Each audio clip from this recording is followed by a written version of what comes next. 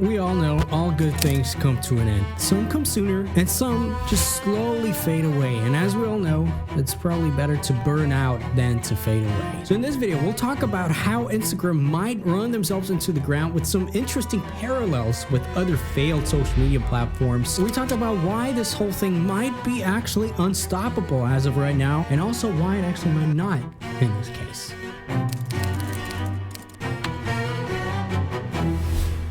First of all, let's address the elephant in the room. Let's address all of these engagement issues that people have. And I know not everybody has them. There's a lot of people actually who are killing it right now with engagement, with Instagram growth. But still, there's actually a lot of people who do have those problems, and that's bad. And the Instagram CEO coming out and saying, well, we can't guarantee distribution for anybody. It doesn't help anybody, really. And instead, what they do is forcing changes upon people that actually do affect engagement.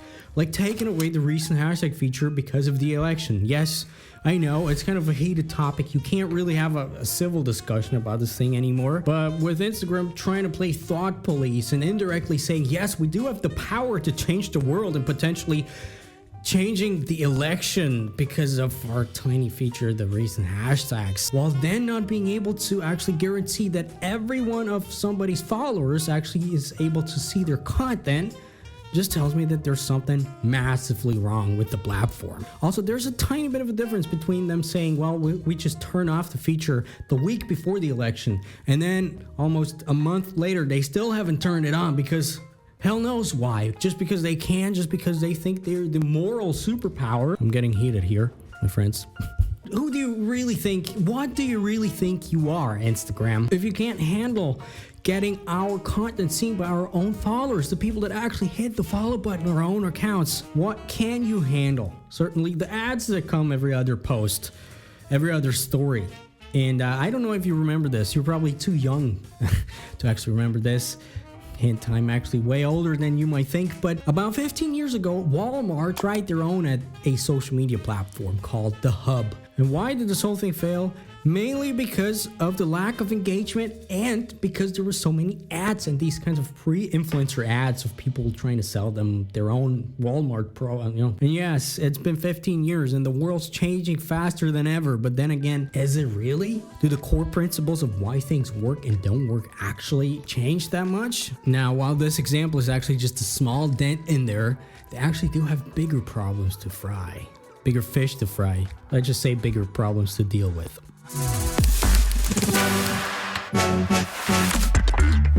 First thing being forcing changes upon people that actually a lot of people don't really like, or actually just forcing stuff upon people. We don't like that. We're free animals.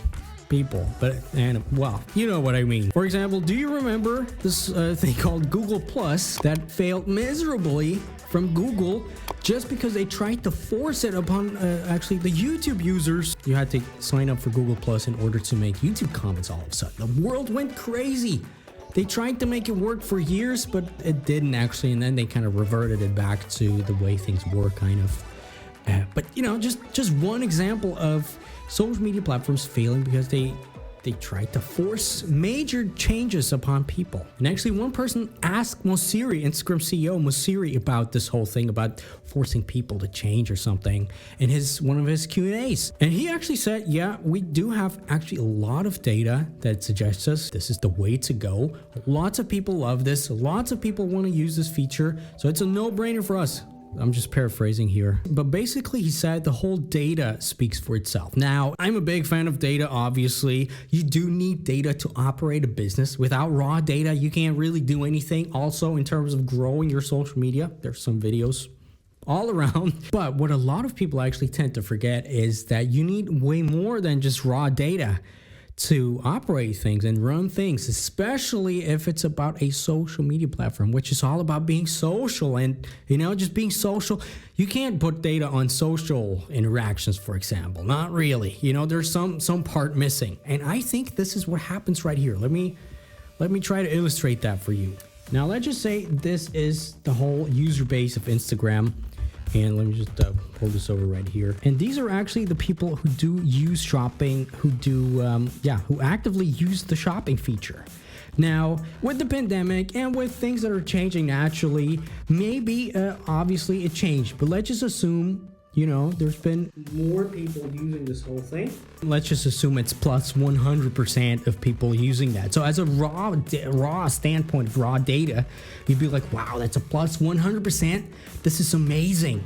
Then they check the user behavior of those people and they're like, wow, those people use it. Those people love that. What's going on? Not also probably that. They look at other numbers and then they take a look at, you know, for example, let's just assume this, the revenue numbers for Instagram, and then they see they have, I don't know, a 1,723% increase of revenue because, you know, because people use more shopping, so they get more revenue. And also as a standpoint from a corporate of a company, it makes a lot of sense. You look at the numbers, those corporate assholes look at the numbers, and they're like, well, that makes a lot of sense. We should go for that, because that's how they speak.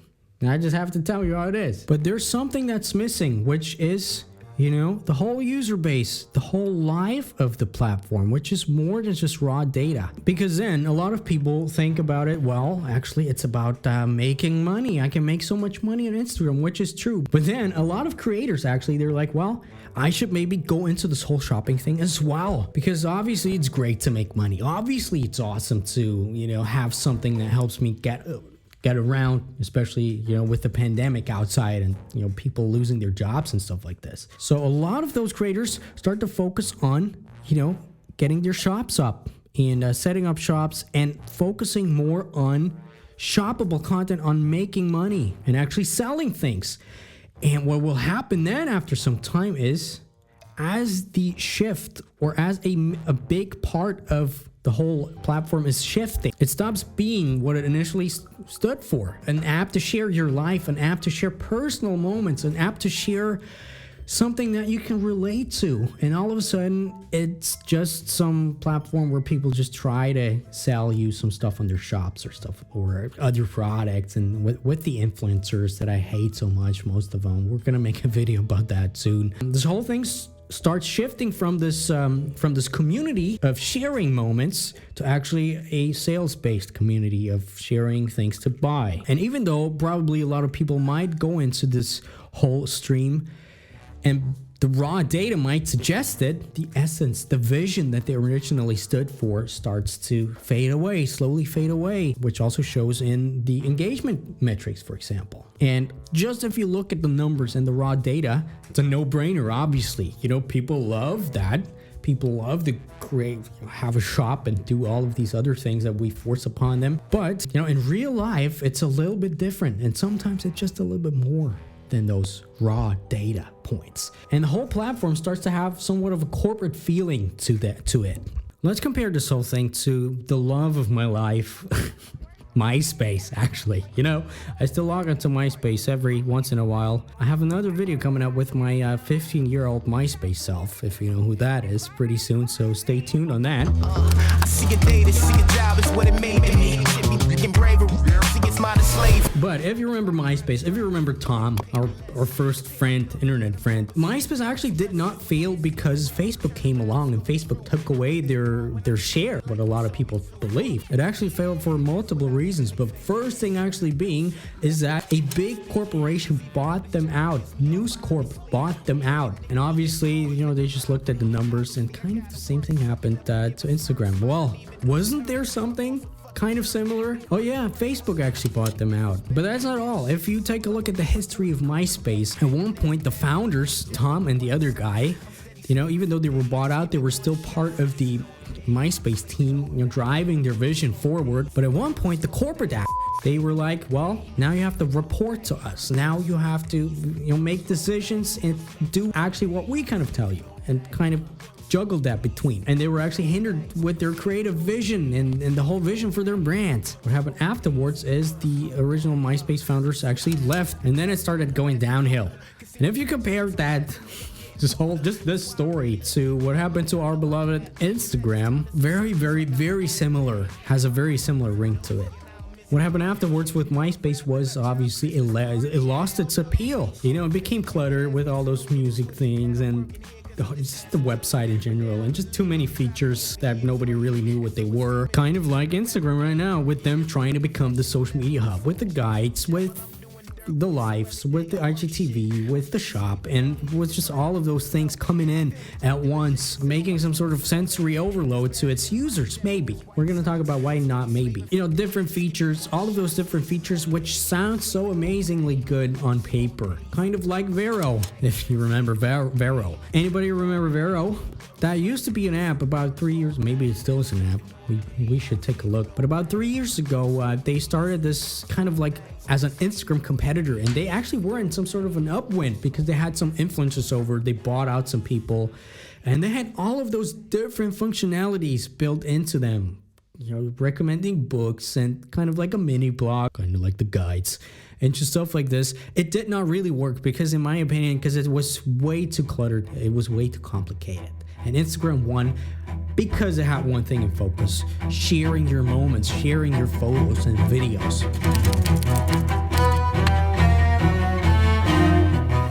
Now, here's the thing for all of you doomsday people who watch this video right now and are like, oh, Dominik, oh my God, you just opened my eyes.